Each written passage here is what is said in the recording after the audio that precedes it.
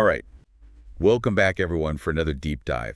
This time, we're going I'm to, excited for this one. into the world of the Asian Koel.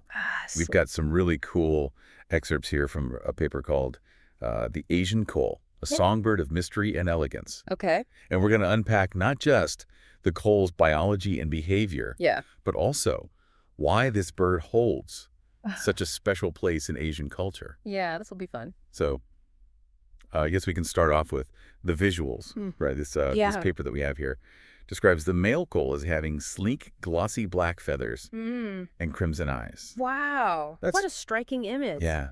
The female, on the other hand, has more subdued brown plumage with white spots.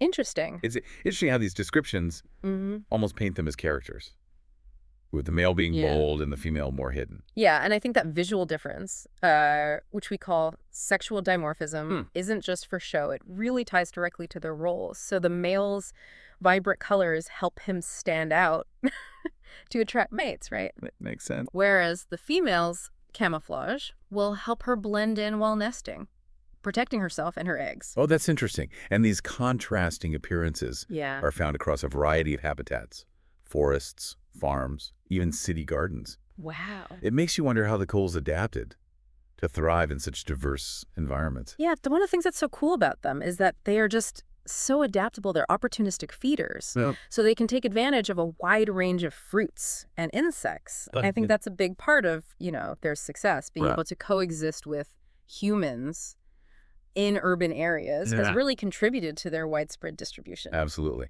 Speaking of adapting, let's talk about their breeding strategy. Okay. This is where the koel gets its reputation as a clever trickster, because they brood parasites. Yes. Can you explain what that means for someone who might not be familiar with the term? Sure. So imagine this. Instead of building their own nest, the female koel lays her eggs in the nests of other birds, often crows or mynas.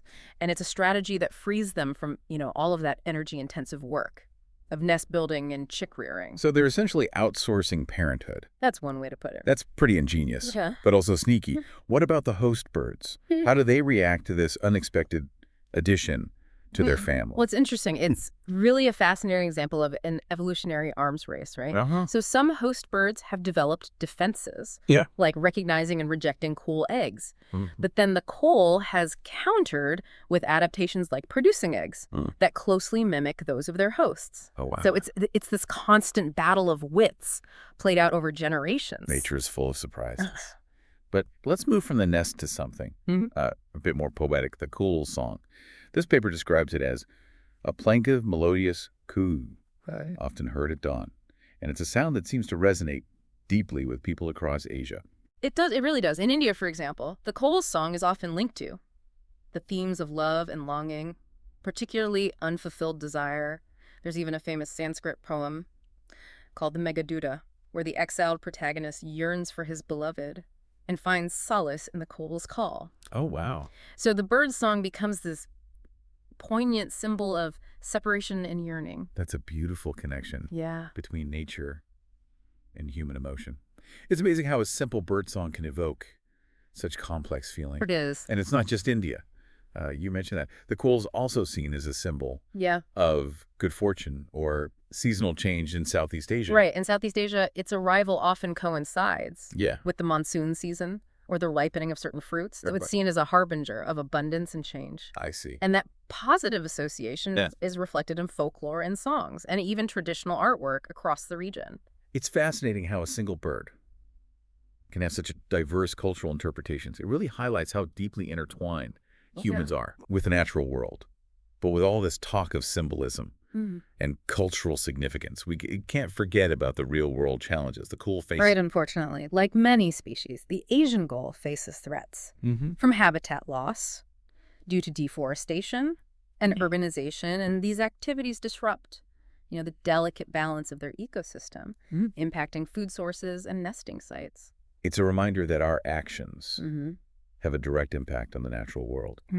Are there any glimmers of hope for the koel's future, though? Well, fortunately, their adaptability to urban environments offers some hope, they've shown, an ability to utilize resources in gardens and parks. Additionally, conservation efforts focused on habitat restoration and protection play a crucial role in ensuring their survival. So every effort to 100%. preserve their natural habitats contributes to the well-being of this remarkable species. We've covered a lot of ground here, We have. from the coal's striking appearance and ingenious breeding strategy to the cultural and spiritual significance of its song.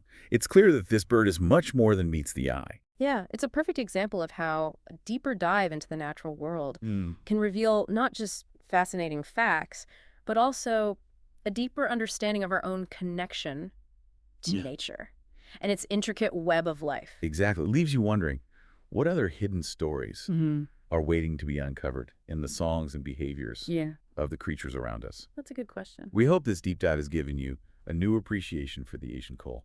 Until next time.